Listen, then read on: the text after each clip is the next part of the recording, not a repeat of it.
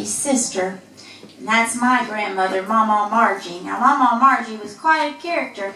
If any of you have ever once thought in your mind, you know, Jeni is a little bit zany. You know, if you ever thought that, then I would be getting my zaniness from Mawmaw Margie, because she was a very lunatical type person. And well, here's all different things about her, just so you get a sort of an eye on her character. She hated dusting, but she liked to have that family picture wall that people have in their houses that goes down the hallway. And so she just put cling film around each of the pictures. And then when they got dust, see, this is your solution, Gabby.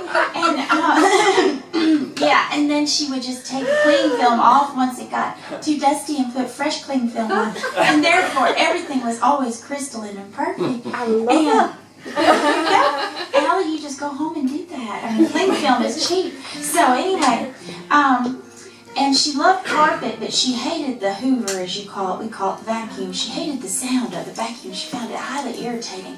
And she still wanted to have carpet, though, so that her floors would be soft and squishy underfoot. So she solved all this by putting clear plastic runners on top of her carpet. So it was like when you were in her house, it was like you were in a clear bottom boat looking at dolphins, you know, except your clear bottom boat looked at the carpet. And probably the most remarkable thing, well, let's see, she had a little dog named Snooker, who was a little dachshund, one of those sausagey looking dogs, and she took Snooker to the veterinarian because she was ailing, and they said, well, you're going to need to have, you know, kidney stone operation. This dog's got stones in her. And she said, all right, I'll stand right here. And they took the stones out of Snooker, but they just kept taking them out, and more stones, and more stones, and more stones out of this dog. And at the end she said, I think I'll be keeping those. And she took all the stones home and put them in a mason jar and put them on her buffet next to the kitchen table. And when people would come to visit to have dinner, she'd say, now I want you to look at that little dog. And now I want you to look at this little jar of stones. Can you believe all them stones came out of that little dog?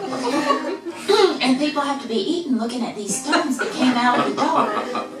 And then probably the most amazing thing about Mawmaw Margie was that she used to have a bowl of plastic fruit on her table. Did you ever have an auntie or anybody who had a bowl of plastic fruit?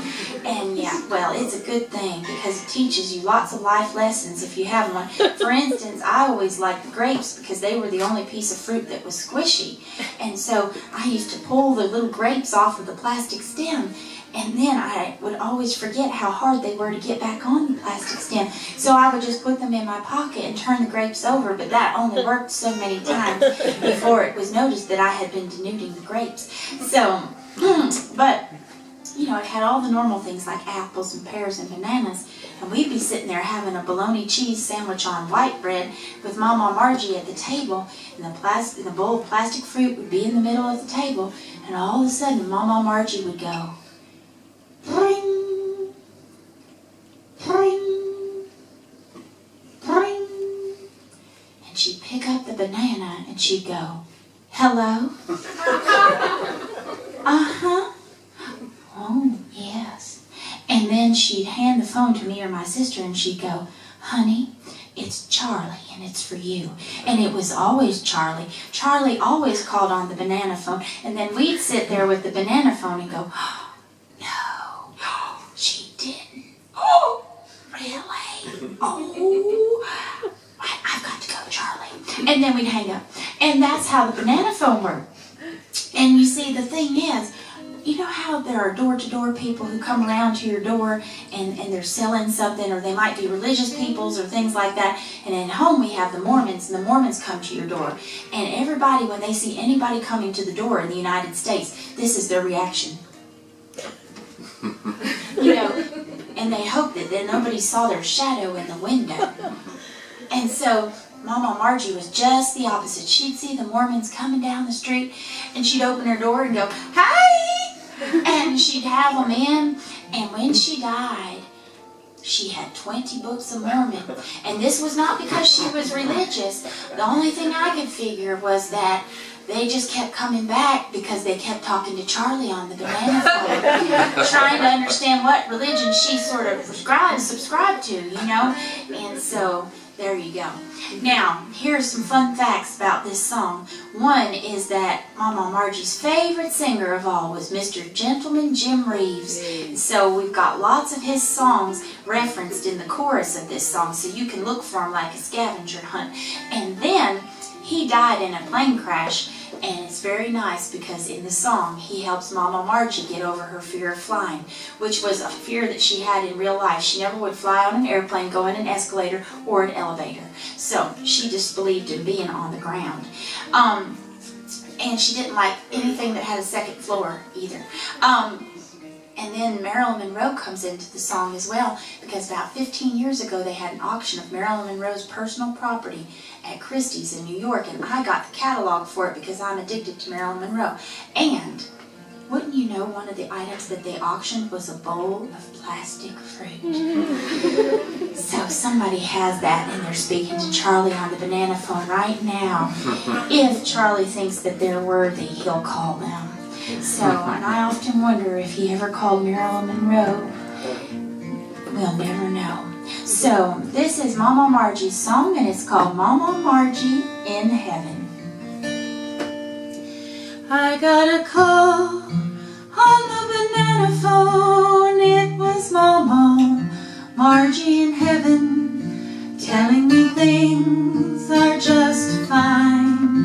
She said everyone who's up here is looking for Elvis, but she sees Jim Reeves all the time.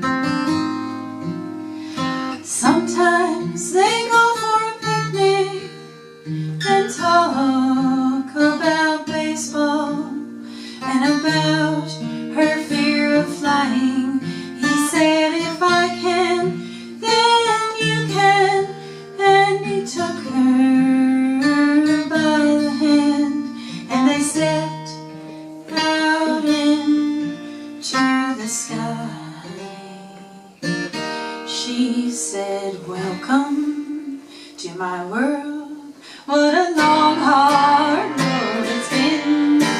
In a baby pink hairnet and a Mona Lisa grin. Four walls couldn't hold me.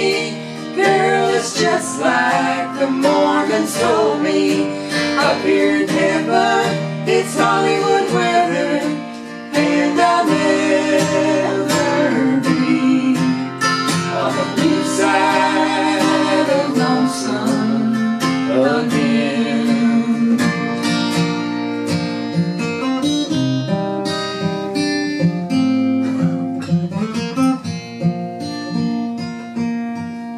She said there's no dust in heaven, and it's such a relief. She's never seen a vacuum or mop, but sometimes she misses Palmolive, the hot, soapy water, then scrubbing the pans and the pots. She and Marilyn Monroe once got to talking beneath an ancient yew about their short stays on Earth, plastic fruit on their tables, and sometimes getting the blues. She said, welcome to my world. What a long, hard road it's been. In a baby pink hairnet and a Mona Lisa grin. Four walls couldn't hold me. Girl, it's just like the Mormons told me. Up here in heaven, it's Hollywood weather, and I'll never be